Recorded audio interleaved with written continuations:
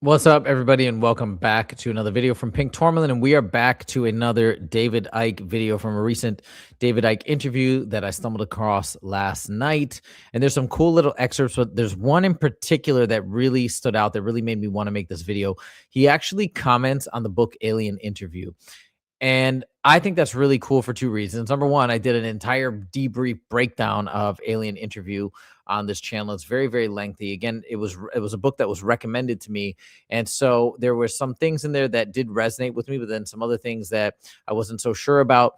And this is perfect to have David Icke comment on it. So we're going to show that. And then the other reason why I think it's good that he talks about Alien Interviews, because the Y Files YouTube channel did a whole breakdown basically saying that it's effectively a giant work of fiction, that the person that wrote the letters could never have been verified.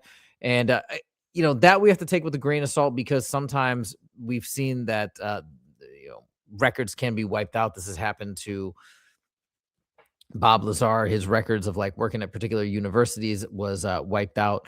And I think a lot of people now are obviously coming around to the fact that his testimony is indeed authentic and real, despite some of these inconsistencies. But that could be the product of whatever destruction of records. But anyways, the Y Files came out saying pretty confidently that this book is just a work of fiction. And so David, I kind of seconds that here. And I think it's good, because I think that probably is the correct conclusion about that book, even though that book has some really cool things in there, and maybe some things in there resonate with what is actually, some semblance of the truth in terms of the reality of this universe and us.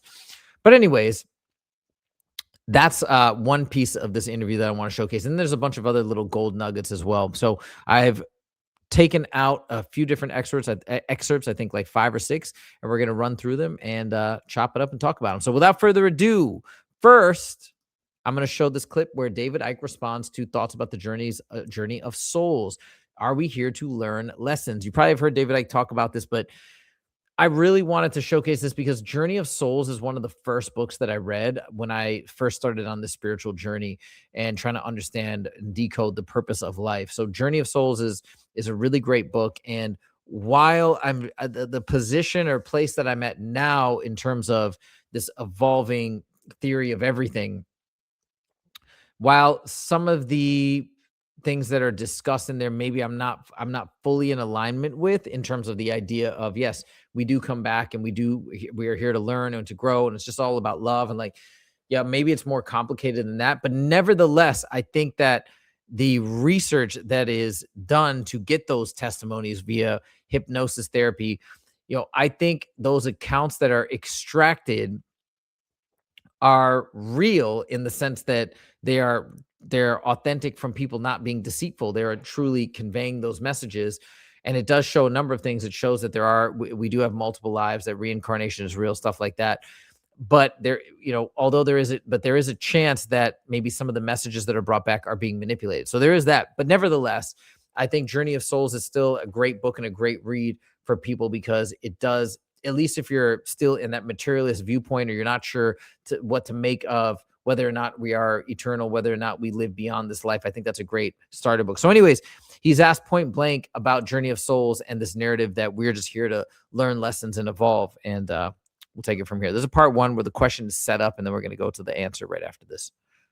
Journey of Souls was, the famous one, and there, other derivatives of that same study where, he spoke to a lot of people being hypnotically regressed into not only past lives, but what seems to be something that he'd map out, this life between life thing. Yeah.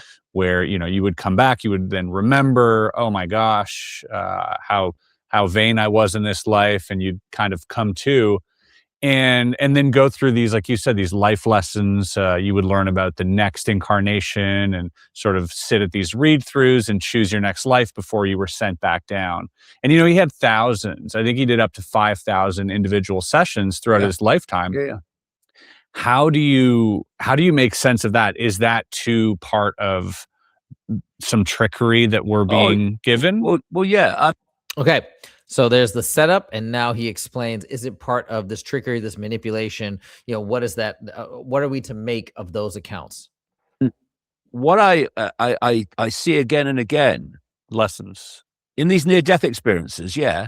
Now, this is an interesting thing with a near-death experience, because you will have noticed when the ones you've read that where they talk about the fact that they were told that they have to go back because they have a mission on Earth. That's never freaking explained, at least most of the time. And if you pass this threshold, which is symbolized in various ways, you can't go back. The river of forgetfulness. Yeah. And Now, they do come back to tell their story. So what's on the other side of the threshold that if they pass into it, they can't come back in this life?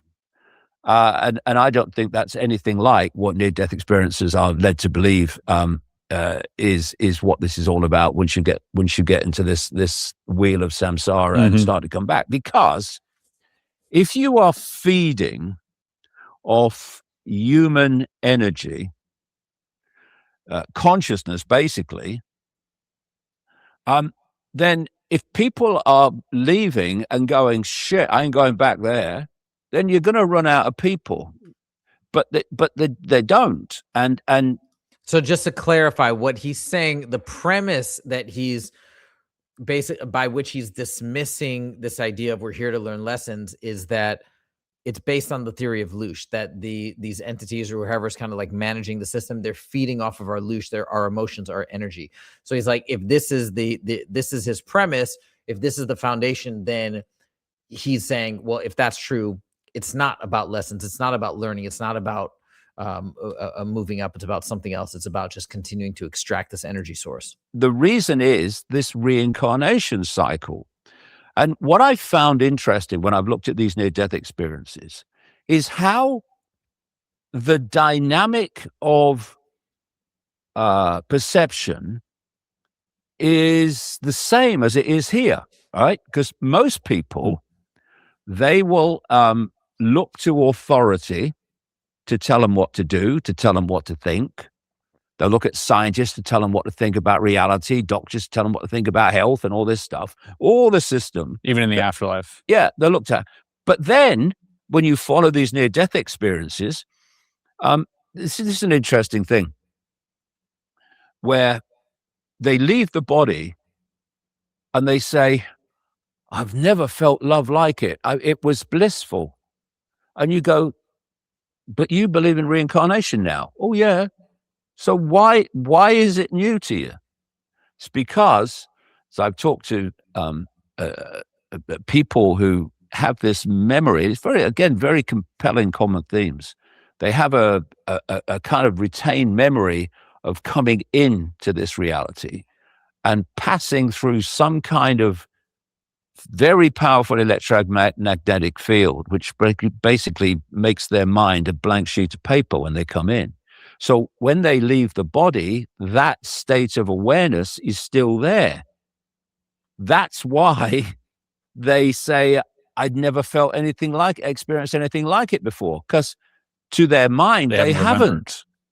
Okay. So I think, so we can take that all together. Part of his explanation as to why this narrative of lessons doesn't make any sense. Number one, because he does believe, and this is his premise, that there's a feeding machine, there's a loop that is generating Loosh, and hence so it's not about that. And then I think number two, he didn't explicitly say this, but I think the main idea is we are intentionally, our memories are intentionally wiped. That's why when we come out of the body, we experience those emotions. We're like, oh my God, I've never felt anything like this before. This is incredible. This is amazing. And it's again, because of the memory wipe, but we probably experienced that like countless times.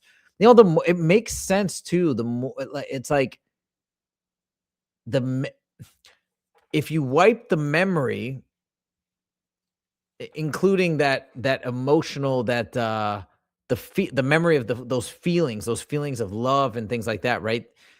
It makes sense that if it is a manipulation tactic, that the manipulation would stick that much better, because just by virtue of the fact that your memory is wiped, you're shoved into this body, and then you experience a relatively difficult life where we probably can't experience those levels of bliss or happiness here. And then you exit, and then you feel this, and then you're just like, oh my God, this is so incredible. that anything that must happen next must be legitimate, because this is like a brand new thing that is the most incredible thing I've ever felt, right? Like when you think about it that way, it kind of makes sense. Versus if you had full memory of like, well, wait a minute, no, there are actually higher planes of happiness and joy that I felt like this is just mediocre, right? Then you'd be like, oh, what is this? I'm in some like middle ground, weird like holding area. This is not the real deal. This is not the pleroma, to use a Gnostic term. Anyways, just a thought that I just had that does kind of make sense and add up if you're looking at it all as being a manipulation. Okay, another beautiful clip. I've shown David Icke talk about this before, by the way, but this is where he talks about his version of his notion of escaping the trap, which actually coincides with what Jason Georgiani says in Thenosis, although he outlines like a 5-step plan to hone a lot of like mental fortitude and awareness. But David Icke sums it up much more succinctly and just says, what even the Buddhists say we must ascend to so that we can escape the wheel of samsara is effectively awareness, understanding of what's really going on, so we can't be manipulated or fooled to repeat the cycle. What you have to do is be on the wheel of samsara, learning these lessons. But when you reach a state of enlightenment, you can get out of the wheel of samsara. What is a state of enlightenment? It's expanded awareness. It's a self-identity with the true I, consciousness, infinite consciousness, and an end to self-identification, thus perception, with the phantom self I, which is either I'm a human, we're not, we're having a human experience briefly, or the soul I in the astral, whatever. You lose that, you go beyond it. You realize that you're just a state of awareness, ultimately infinite awareness. And that changes your frequency state that the matrix can't hold you anymore. This is the way I see it. Okay, so there it is, absolute awareness. Now, how to get there is probably a more complicated thing than we are aware of. Again, maybe it's Jason Georgiani's 5 points, which I've outlined in another video. Maybe that's the way to it. Maybe it's via deep meditation. Maybe it's via cutting ourselves off from a lot of the distractions on this planet to reach a state of equanimity. We've heard that term on the channel before, just kind of like cutting off, and not fully cutting off, but also like maybe you can still experience things, but you're just in the state of calm and peace as things wash over you to some extent. But we'll have to get back into that another day. How do we achieve the state of enlightenment, of awareness? Now, this is the clip that really stood out to me here. He talks about alien interview, and I'm really glad he does. It's like for so many of these people that I've been listening to and sharing clips and talking about and analyzing, it's like I have all these different questions I want to ask. Like if I ever got the chance to talk to David Icke, I'd want to ask him like 100 different questions about trying to just understand, at least to the best of what he knows, how everything works and fits together. You know, who are the entities? Where are they funneling the Loosh? What is their grand scheme? What is their grand picture? And then once we exit, what does life look like if we exit this trap? Is it just a choose your own adventure for the rest of eternity? Do we go back to a pleroma? Like I just have a million different questions. Well, anyways, one of my questions has been, since I read Alien Interview, David Icke, what do you think about this book? Because it's been effectively debunked by the Y-Files. So there's some interesting things in it, but then there's also some things that I didn't like in there. This idea of it being like I know we call it a trap, but they call it more of a prison planet. And then they say these things that are saying that, yeah, a lot of creative souls and artistic souls are here. Like why? And they give an explanation, but it doesn't really resonate. So it's perfect. I wanted to ask David Icke what he thought. Here it is. He answers that question. Check it out. There's a book by an author called Lawrence R. Spencer. And in this book, he speaks to, through letters to this lady named Matilda McElroy, who claims that she had interactions with a being in part of the Roswell crash, and that this being imparted all this knowledge onto her. Yeah, I've seen that. Yeah, about this being sort of a prison planet. Yeah. That this is like the place where they send all the, the worst sort of souls or or consciousness, beings too, in order to keep them sort of imprisoned here. This guy also turned out to be, a Scientologist. Yeah. See, And I don't go with that. yeah. I think people have been trapped here. But there are some similar themes. Yeah, there are similar themes, but I think they've been trapped here by once you enter this matrix, it's like putting the headset on. Right. You're just being tricked. Your perceptions start to be overwhelmed by being basically hijacked, and hijacked in a way that lowers your frequency, and you're within the walls of the matrix, the frequency walls of the matrix, and it's the awakening process. Most importantly, in my view, the self-identity awakening from I am human, I am Ethel on the checkout, Bill driving the bus, to I am all that is, has been, and ever can be, having a brief human experience. That is a completely different frequency that you are operating on, because as you expand your self-identity, you're expanding your frequency, you're expanding your consciousness deeper and deeper into the field. And that's what we call awakening. And if you self-identify with being human, or self-identify with the wheel of samsara, got to learn lessons, you'll stay within the matrix. That's my view anyway. Okay, so there it is. He doesn't say, I wish he could say a little bit more details about all the specifics that he disagrees with. Like, for example, this idea that the worst souls are brought here, right? That for some reason just didn't resonate with me, or the artists or the creatives. Why? Because they step out of line with like the domain force. But or what there's no mention of the harvesting of Loosh, or there's no mention of I guess there is the old empire. They talk about the old empire in Alien Interview. I don't know. I'd love to know more specifics of, hey, maybe there's a couple of things that do resonate with David. A couple of concepts, like they do talk about us having infinite abilities as spirits or souls or entities.